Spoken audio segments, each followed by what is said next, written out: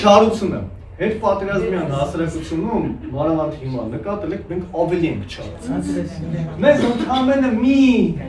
առիթ տվեք, մեկը մյուսի հետ հետևելով ասենք նաև լրատվականները տարբեր լրատվամիջոցները նայում ես սպանություն, խփեցին, մորթեցին, վիրավորեցին, դանակը հանեց։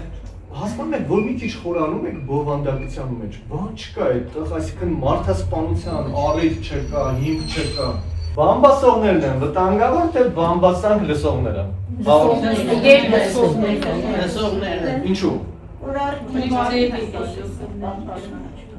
Որ անտարբերությունը, որտեղ որ լսում ես, դու անտարբեր ես այդ չարախոսության նկատմամբ։ Իսկ եթե դու ոնց որ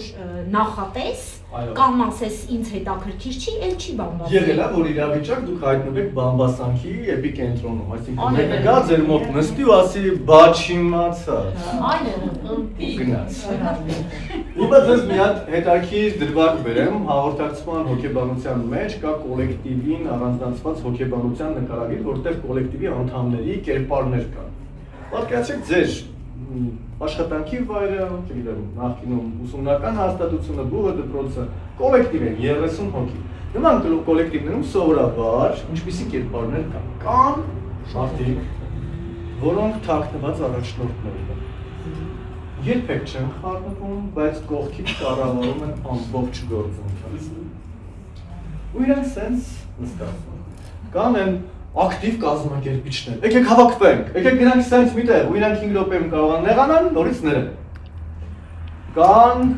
այդ բառը ոնց փոխարինեմ, ոնց որ կագեբեիշնիկներ։ Իրանք գիտեն ով, երբ, որտեղ, ում, ինչի համար, եթե ձեր մասին բան եք մոռացել, 5 տարի առաջ։ Խնդրում եմ աղբյուրին մոտեցեք։ Անգամ ձեր ֆինանսական կարողությունները ընտանեկան փոխարին, ինքը ամեն ինչ գիտի։ Կան պրոֆեսիոնալ բամբասողներ։ 5 րոպեով մենք սուրճ խմենք, բան իմացար ու գնաց, ամբողջ թիմի, ամբողջ ինֆորմացիան, 5 րոպեում իրանք փոխանակում են անում, դա ոնց որ ապրիլաձև է, կան խաղաղության նախամիներ, եկեք չվիճենք,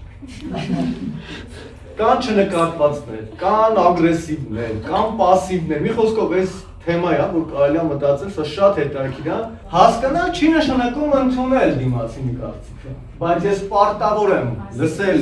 վերլուծել, եզրահանգում անելու համար, որտեղ տրամաբանական շղթա կա։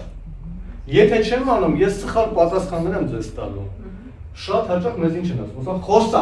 ասա, հասկանամ ինչ ես ասում, ու սխալ պատասխանել։ Չի թողում մարդիկ խոսքը վերջացնեն։ Դրանց հաջորդող մի հատ կարևոր կետ էլ կա։ Ասա բարձր այն ինչը սովոր ենք լռել։ Ինչ ենք սովոր լռել։ Շնորհակալ եմ հրավերի համար, վստահ եմ, որ ունենալու ենք շատ հետաքրքիր բովանդակային քննարկում, թեման հաղորդակցման էթիկան, ինչ դեր ունի մեր կյանքում հաղորդակցումը։ Եվ հարցս հետևյալն է, հաղորդակցումը կարևոր է թե ոչ։ Կարևոր է։ Առանց էթիկայի կարող լինի թե չէ։ Կարող լինի, կարող չլինի։